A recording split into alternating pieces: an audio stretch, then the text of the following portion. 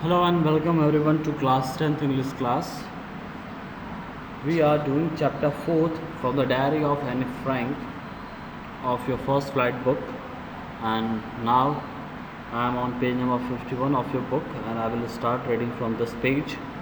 In the previous video we learned that why she wanted to write a diary and how was her opinion about his friends.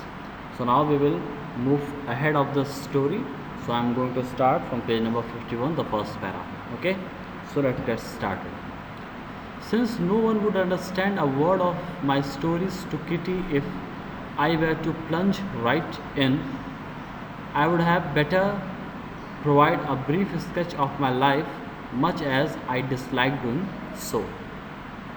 तो एने Frank कहती हैं कि अगर मैं jump कर करके अपनी चीज़ों को लिखूं अपनी किटी में, तो कोई एक शब्द भी मेरे स्टोरी का समझ नहीं पाएगा। तो बेहतर ये होगा कि मैं अपनी लाइफ का एक ब्रीफ स्केच आपके सामने रखूं, लेकिन अगर ऑनेस्टली पूछिए तो मैं अपनी लाइफ के बारे में किसी को बताना मुझे अच्छा नहीं लगता, मैं उसको पसंद नहीं करती हूँ, लेकिन क्योंकि लोग समझ नहीं पाएंगे इस वजह से मुझे ये बताना पड़ रहा है। My father the most adorable father I have ever seen.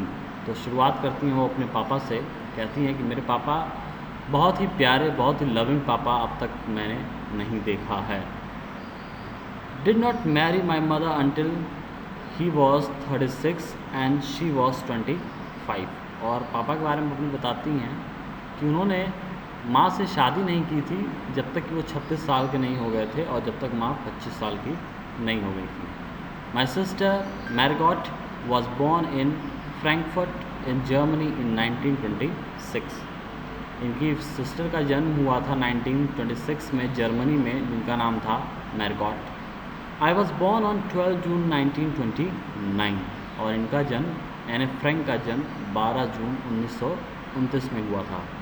I lived in Frankfurt until I was 4। कहती हैं जब तक मैं 4 साल की थी तब तक मैं फ्रैंकफर्ट में रहती थी। माई फादर इमाइग्रेटेड टू हॉलैंड इन 1933। और उनके पापा जो है वो शिफ्ट हो गए थे हॉलैंड में 1933 में।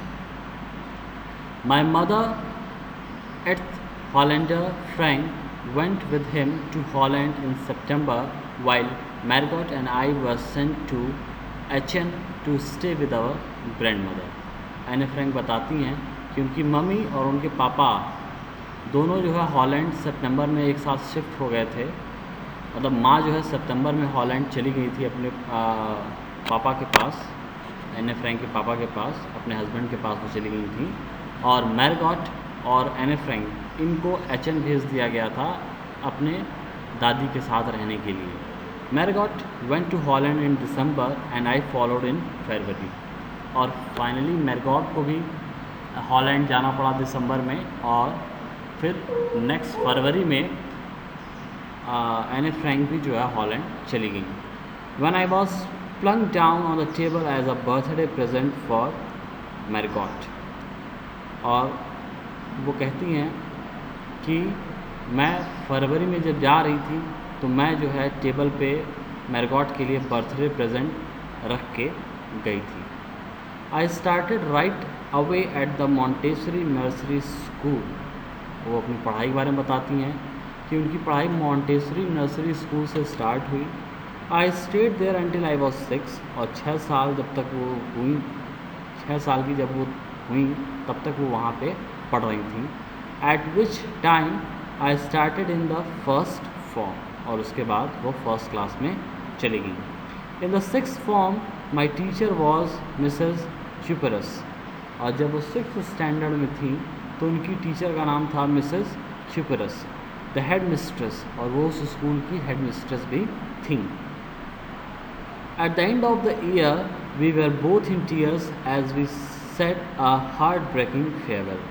और साल के अंत में हेड मिस्ट्रेस मतलब मिसेस क्यूपरस और एने फ्रैंक दोनों की आंखों में आंसू थे, क्योंकि एने फ्रैंक जो है अब वो जा रही थी। और दोनों की आंखों में आंसू इसलिए थे क्योंकि दिल टूटने वाला फेयरवेल वो लोग एक दूसरे से अब दूर हो रहे थे। In the summer of 1941, Grandma fell ill and had to have an operation, so my birthday passed with little celebration. एने फ्रैंक कहती हैं कि 1941 की समर में उनकी ग्रैंड मदर की तबीयत ख़राब हो गई और उनको ऑपरेशन के लिए जाना था। सो उनका जो बर्थडे था उसको बहुत छोटे से सेलिब्रेशन के साथ मनाया गया। Grandma died in January 1942. No one knows how often I think of her and still love her. और फाइनली ग्रैंड मदर जनवरी 1942 में डेथ हो गई उनकी। एने फ्रैंक कहती हैं कि कोई नहीं जानता कि कितनी बार और कितना ज़्यादा मैं अपनी ग्रैंड माँ से प्यार करती थी। This birthday celebration in 1942 was intended to make up for the other, and grandma's candle was lit along with the rest. तो ये जो बर्थडे सेलिब्रेशन हुआ था 1942 में, इसका मेन मकसद ये था कि सबके साथ साथ ग्रैंड मदर का भी सेलिब्रेशन हो, हर किसी के साथ में ग्रैंड मदर का भी जन्मदिन मनाया जाए। The four of us are still doing well, and that brings me to the present day of 20 June 1942 and the solemn dedication of my diary.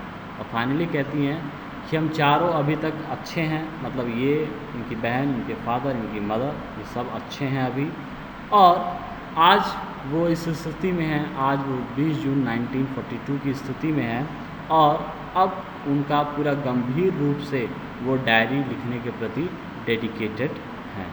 ये सारी चीज़ें एने अपनी पर्सनल लाइफ के बारे में शेयर करती हैं। So this is all for today. We will do the rest of the chapter in the next video. Thank you.